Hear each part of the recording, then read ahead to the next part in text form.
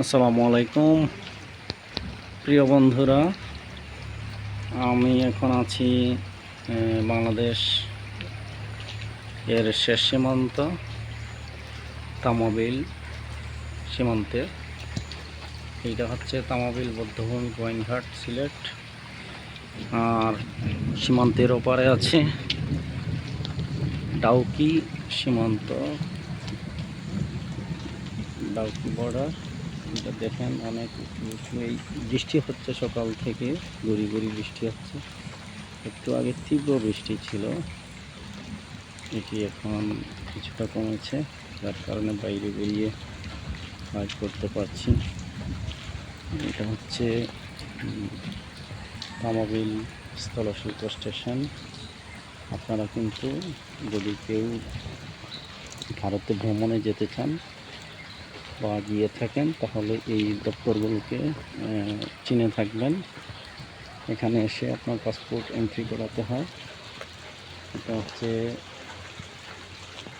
সামনে দেখুন Tamabil immigration checkpost. এটা এরপর এটা হচ্ছে পিজিবি চেকপোস্ট। দেখেন সীমান্ত এলাকায় কিন্তু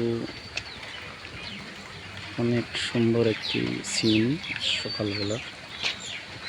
এটা কিন্তু আপনি কখনো না আসলে অথবা ভ্রমণ না করলে কখনো বুঝতে পারবেন না। তো দর্শক, এই যে একটি বিএসএফ সদস্য যাচ্ছে ডিউটিতে আছে। এটা হচ্ছে তামাবিল ভারতের ওপরে বিএসএফ সদস্য যাচ্ছে, ডিউটি করছে। এটা বাংলাদেশের সীমান্ত পিলার 1275। এটা এই দেখেন আমার বাংলাদেশের, আমাদের সোনার বাংলা পতাকা।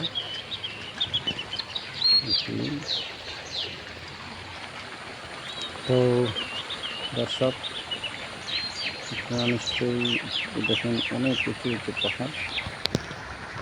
পাহাড়গুলো এতটাই উঁচু যে আমার মনে হয় না এত উঁচু পাহাড় কখনো দেখেছি। এই পাহাড়গুলো বৃষ্টি কিন্তু এগুলো বৃষ্টি টেনে নিয়ে আসে আকাশ থেকে। আর আজকে বৃষ্টি থাকার কারণে দেখাই যাচ্ছে না, এত বৃষ্টি, মানে অন্ধকার হয়ে যাচ্ছে, কুয়াশাচ্ছন্ন। এটা হচ্ছে ডাউকি স্থলবন্দর। অপর পাশে আমাদের হচ্ছে বাংলাদেশ তামাবিল স্থলবন্দর। দেখবেন, আশা করি। এই দেখেন, ওইটা আমাদের বাংলাদেশের অফিসের দৃশ্য। আরেকটা দৃশ্য আপনাদেরকে দেখাই। এই যে ফাঁকে দেখা যাচ্ছে, এটা হচ্ছে আপনার তামাবিল স্থলবন্দর।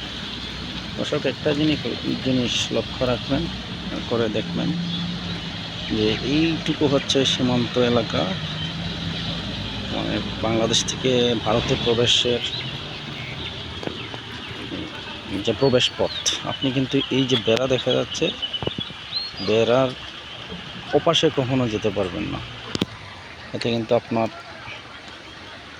সীমান্ত আইন লঙ্ঘন করা হবে। কখনো যদি কেউ ভিজিটে আসলে এই বেড়া পার হয়ে যাবেন না। তো পার হলে আপনাকে যে কোনো সময় বিএসএফ ধরে নিয়ে যেতে পারে। তবে আমাদের সীমান্তরক্ষী বাহিনী কিন্তু আপনাকে এই ব্যাপারে গাইড করবে, ওনারা সবসময় গাইড করে থাকে। আর আরেকটা বিষয় লক্ষণীয়, যে এখানে কিন্তু কোনো বেড়া নেই। তামাবিল স্থলবন্দর বা সীমান্ত পয়েন্ট যেটা আছে, এখানে সামনে একটা বধ্যভূমি আছে, আশপাশে কোনো বেড়া নেই। এটা হচ্ছে একটা ব্যাপার। এই স্থানীয় লোকজন যারা প্রান্তিক লেভেলের লোকজন, বিশেষ করে ভারতে যারা বসবাসরত, তারা হচ্ছে ওই এলাকা, যেহেতু পাহাড়ি এলাকা, এখানে পুকুর বা কুয়া অ্যাভেলেবল না থাকার মাছের কিছুটা অভাব আছে। তার কারণে প্রান্তিক লেভেলের লোকজন লুকিয়ে বিভিন্ন সময় এখান থেকে মাছ বাজার করে নিয়ে যায়। এইটা হচ্ছে সামনে বাউন্ডারি, এটা হচ্ছে বৌদ্ধভূমি 1971 সালের। এই যে এইটা হচ্ছে এখানে কিন্তু কোনো সীমান্ত নেই। এটা হচ্ছে ইন্ডিয়া, এই যে এটা ইন্ডিয়া, কিন্তু কোনো সীমান্ত নেই। আরেকটা জিনিস জেনে থাকবেন, আজকে এই 12